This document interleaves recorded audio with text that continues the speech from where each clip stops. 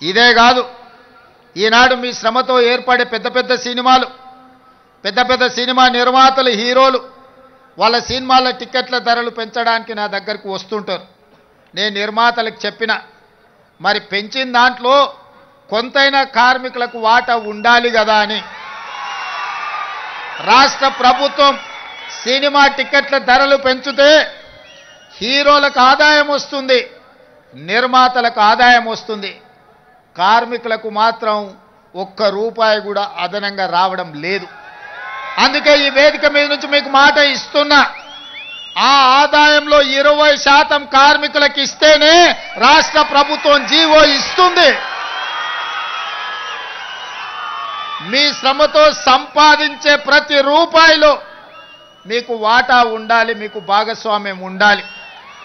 ఈ వేదిక మీద నుంచి మా అధికారులకు నేను ఆదేశాలు ఇస్తున్నా, రేపటి భవిష్యత్తులో ఎంత పెద్ద నిర్మాత అయినా, ఎంత ఇన్ఫ్లుయెన్షియల్ పర్సన్ అయినా రాష్ట్ర ప్రభుత్వం అదనంగా టికెట్ల ధరలు పెంచితే వచ్చే ఆదాయంలో 20% నా కార్మిక సోదరుల కుటుంబాలకు వెల్ఫేర్ ఫండ్ కింద వాళ్ళకు ఆ నగదు బదిలీ జరిగితేనే ఆ ఒప్పందం ప్రకారమే మా రాష్ట్ర ప్రభుత్వం జీవో ఇస్తుంది.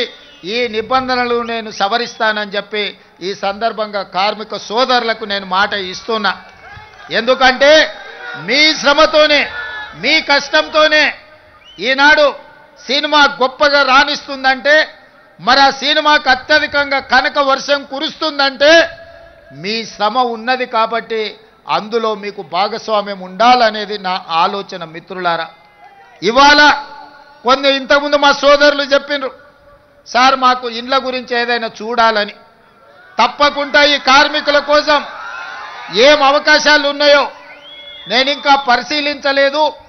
తప్పకుండా మీ ఇండ్ల కోసం ఏం సహాయం చేయగలనో నేను ఒక్కసారి అంచనా వేసుకున్న తర్వాత మీ 24 క్రాఫ్ట్స్ అసోసియేషన్ నాయకులను పిలిచి వాళ్ళతో మాట్లాడి మీ సమస్యను పరిష్కరించే విధంగా తప్పకుండా ఈ పరిష్కారం చూపిస్తా.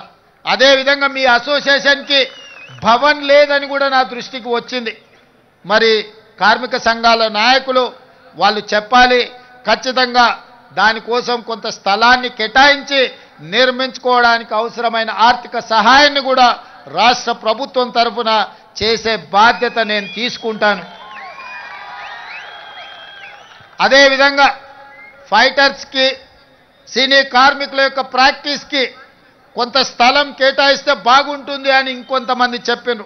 తప్పకుండా మీ సూచనను పరిగణలోకి తీసుకొని ఈనాడు మనం నిర్మించుకోబోయే భారత్ ఫ్యూచర్ సిటీలో మీకు కావలసిన వసతులను ఏర్పాటు చేయడానికి రాష్ట్ర ప్రభుత్వం నిర్ణయం తీసుకుంటుంది. అందుకే మిత్రులారా, ఈనాడు ముఖ్యమంత్రిగా కాదు, మీ కుటుంబ సభ్యుడిగా నేను ఇక్కడికి వచ్చిన. ఈ ప్రాంతంలో ఉండే సినీ కార్మికుల యొక్క సమస్యల్ని తప్పకుండా రాష్ట్రం ప్రభుత్వం పరిష్కరిస్తుంది. మీ సంఘ నాయకులు చెప్పిండ్రు 10 సంవత్సరాలలో మేము ఏనాడు కూడా ముఖ్యమంత్రి గారిని కలవలేదు అని.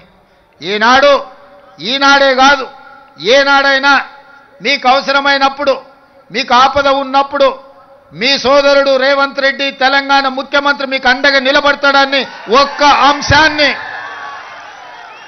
మీరు గుర్తుపెట్టుకోండి. మహాభారతంలో చాలా గొప్ప క్యారెక్టర్స్ ఉన్నాయి, కానీ నాకు నచ్చిన క్యారెక్టర్ కర్ణుడు.